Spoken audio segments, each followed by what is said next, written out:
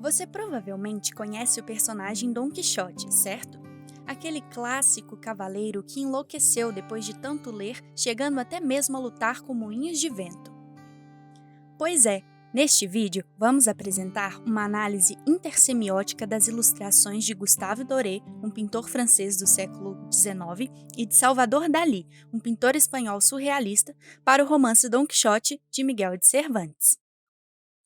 Este trabalho é resultado da pesquisa de iniciação científica intitulada Ver com a Imaginação, a representação iconográfica de Doré e Dalí em Dom Quixote, que foi desenvolvida pelas alunas da graduação de Letras do Cefet-MG, Eduarda Duarte Pena e Joana Gonçalves Coelho Silva, durante o segundo semestre de 2019 e o primeiro de 2020, e orientada pela professora doutora Bruna Fontes Ferraz.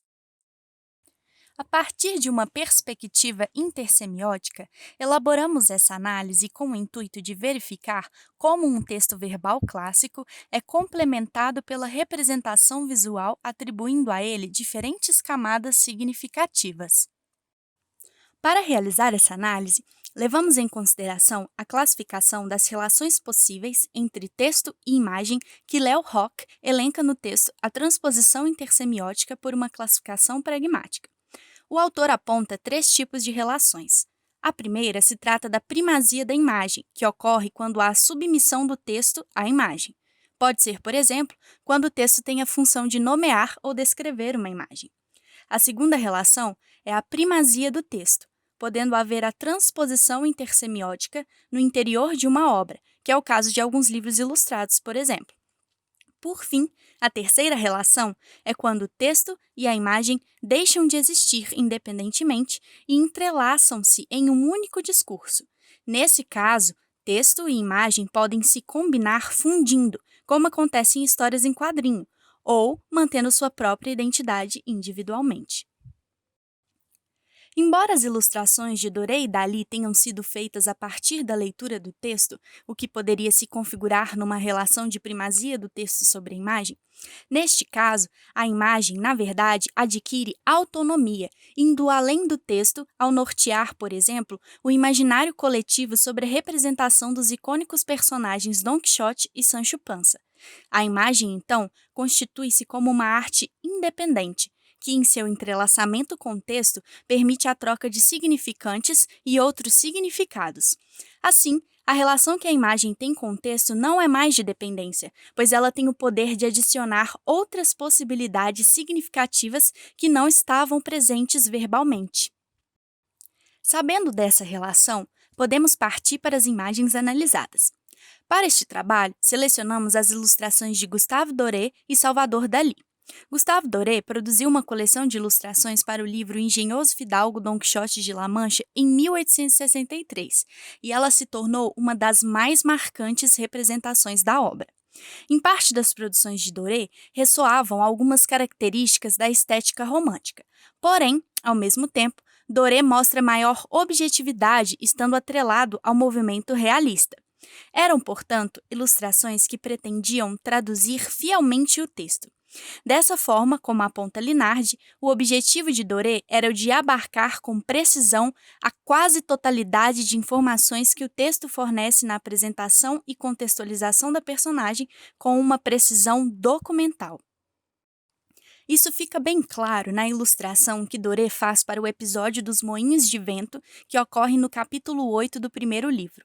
O artista, como indica Fonseca, não representou os moinhos como Dom Quixote imaginava, ou seja, como gigantes, mas sim de maneira realista e descritiva. Ao fazer dessa forma, o artista leva em consideração a voz do narrador e não os devaneios do personagem. Ainda que Doré tenha se mostrado empenhado em criar imagens a serviço do texto, nessa mesma coleção há uma outra ilustração bem emblemática. Esta não acompanha um capítulo ou episódio específico do texto cervantino, e os elementos que a compõem fazem parte do universo da imaginação.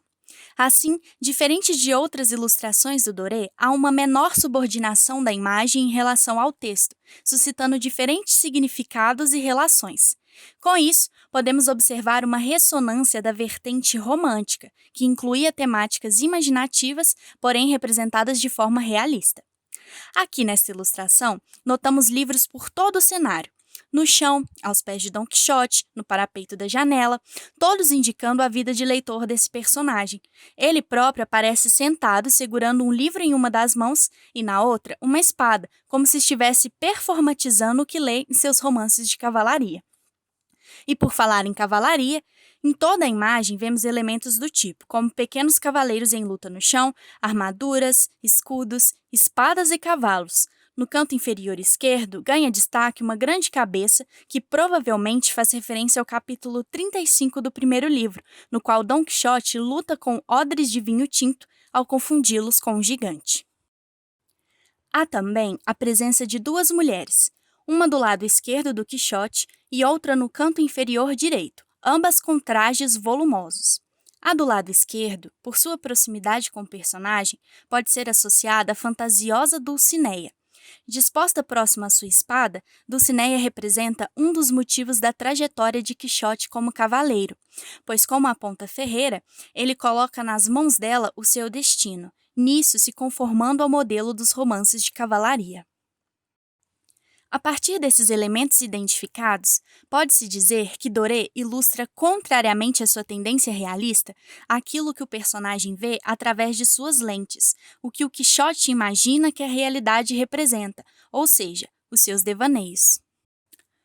Ao analisarmos as imagens de Salvador Dalí, por sua vez, é importante ressaltar que o artista, como seguidor do movimento surrealista, não se manteve fixado a episódios específicos do romance, apresentando assim uma relação diferente entre texto e imagem.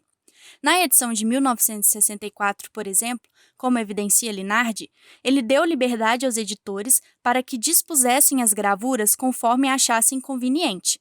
Por isso, não existe o tradicional projeto gráfico para uma exata colocação das ilustrações dentro do texto. Os editores poderiam escolher em qual episódio do livro iriam inserir as imagens, e isso faz com que elas deixem de ser ilustrações no sentido convencional, isto é, não são meras explicações ou traduções. Nesse sentido, a preocupação de Dalí ao ilustrar o Quixote, segundo Linardi, não era traduzir o texto, mas assegurar a continuidade de seu fantasma, ou a produção de uma espécie de eco distorcido. Pode-se, portanto, reconhecer as ilustrações do artista como componentes que orientam a leitura do texto literário e, ao mesmo tempo, convidam o leitor a ir além, uma vez que elas não remetem a nenhum momento específico, mas a todos os momentos da obra. Com isso, as imagens vão gerar indagações no leitor, que será forçado a uma série de perturbações que o convidam ao prazer estético de decodificar um artifício oculto. Embora as ilustrações de Dalí apelem para sua independência do texto literário, ao compará-las com cenas do romance de Cervantes, percebemos elementos que permitem certa identificação com episódios específicos. Nesta imagem, por exemplo, que é uma das ilustrações de Dalí que faz parte de uma edição de Don Quixote de 1946, observamos certa correlação com o episódio do rebanho de ovelhas e carneiros, que ocorre no capítulo 18. Na parte com mais foco da imagem, no lado esquerdo, encontra-se a figura que provavelmente é o personagem principal, Don Quixote. Ele aparece sem uma parte da cabeça, gerando uma abertura para que se possa ver o que tem dentro dela. Vê-se a aparência de algo feito de madeira e algumas divisórias, como se fossem 3 prateleiras. Na parte superior, há um carneiro deitado, referência mais explícita ao episódio do rebanho de ovelhas e carneiros. Na parte inferior, há o sustentáculo de madeira que liga a cabeça do Quixote ao pescoço.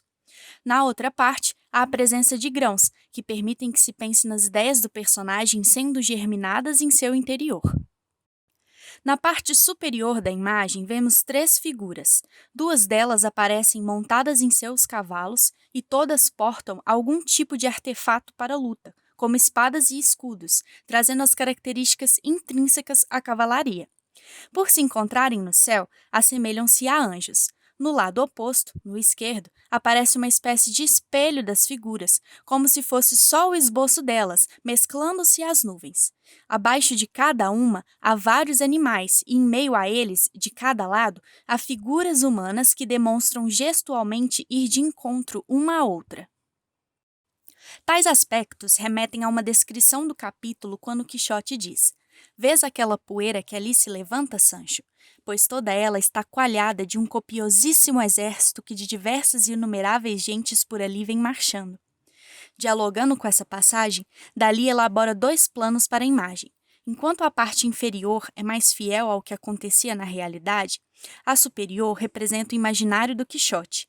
Isso também revela características do projeto surrealista do qual o artista fez parte.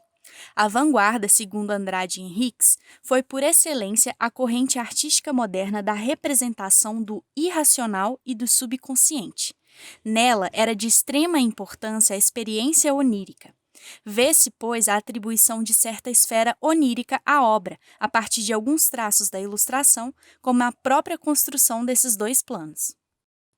Assim, a passagem do real para o imaginário do Quixote atinge densidade, e a imaginação torna-se cada vez mais evidente, tomando sempre maior destaque nas ilustrações de Dalí, como se percebe nesta imagem.